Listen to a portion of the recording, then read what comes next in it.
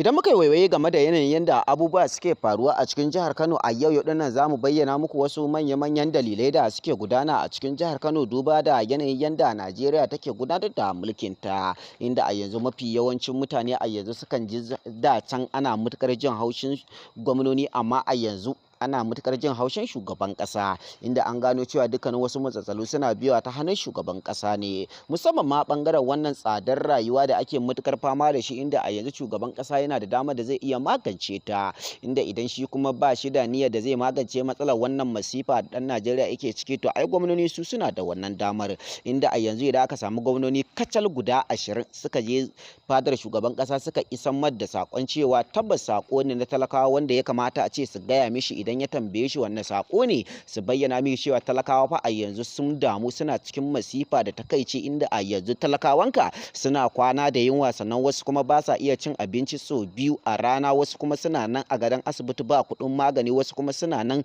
suna fafutuka da rayuwarsu domin rashin abinci da rashin kwanciyar hankali da masifu na rayuwa da idame su, inda idan suka bayyana mishi wannan kalamai kan cewa su fa sun gaji da yanayin yanda ake gudanar da mulkin ko ya sauka ko kuma ya canza yanayin yanda ake gudanar da mulkin nashi, inda suka bayyana cewa mai cewa idan kuma har wato ba zai sauka ba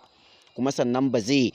canza wannan rayuwar ba, to garanti idan aka zo zaɓe na gaba za su yi mishi kantawaye, ma'ana za su canza fati, inda kuma sannan su faɗa da babban murya, inda idan suka nuna mishi hakan bayan fitowar su ke da wuya, ba za a yi sati guda ba ina jin wannan raɗaɗin abin a tura wasu 'yan majalisu su ma kamar guda 20 su je su same shi game da wannan kalaman, sannan su ce su ma zaɓe ne ko mu ce kalamai ne na talakawa suka ga cewa ya kamata su isar da saƙon talakawa, sannan bugu da ƙari nan ma shi ma baya ji wannan kalaman, sannan a samu ministoci kamar guda 20 su ma su ƙara zuwa su bayyana mishi wannan kalaman su ma bayan sati ɗaya. Wallahi na rantse da wanda ya halicce ni Allah ɗaya kenan, sati ɗaya yayi yawa sai kaga mulkin Najeriya ya canza, kuma wallahi tallahi sai kaga komai ya sako, musamman ma man fetur da ake nema a mai da shi farashi daidai da dala yanda ake sai da dala a Najeriya.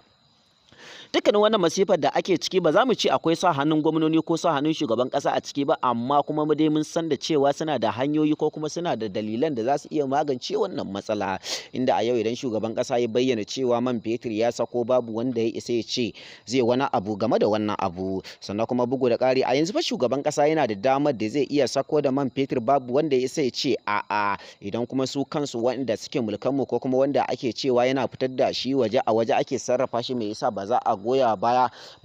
Alhaji Aliko Dangote baya domin shi ya dinga tace man fetur din a gidansa ba, tunda a yanzu shi yana da katafaren kamfani na tace man fetur wanda iya shi kaɗai zai iya ɗaukar nauyin da zai dinga tace man fetur din da Najeriya za ta dinga amfani da shi, har ma a dinga fitar da shi wasu ƙasashen, inda idan har aka dawo da shi gida to garanti za a samu gagarumin sauyi a yanzu. Sai dai mun rasa turawan nan me suke bamu, menene amfanin yi wa turawan nan biyayya da suke juya mu yanda suke so, kuma sannan suke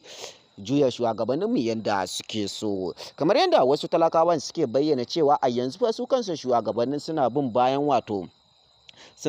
wato turawa ne, ko kuma mu ce suna bin umarnin turawa ne, domin su ne suke sa su suke yin abin da suke so a yanzu a ƙasar tamu. Amma idan ba haka ba menene yasa ba za a gina mana katafaren kamfanin da zai dinga tace mana man fetur a gidan namu na Najeriya, sannan sai mu ga menene matsala ko kuma menene zai kawo tsadar man fetur din ba, duk da cewa an ƙara wa wasu ma'aikatan albashi, amma kuma ƙarin albashin fa tamkar ma gara ba a yi ba, duba da cewa fa a yanzu su kansu ma'aikatan ba komai suke bukata ba illa kayan abinci ya sako, domin babu amfani a ƙara musu albashi, kuma sannan albashin da aka ƙara ba zai ishe su yi garau-garau na tsawon wata ɗaya a gidansu ba. Burin kowanne ma'aikaci na albashi ya zamana cewa wannan albashin da ake biyansa yana iya ci da kansa na tsawon wata guda a watan.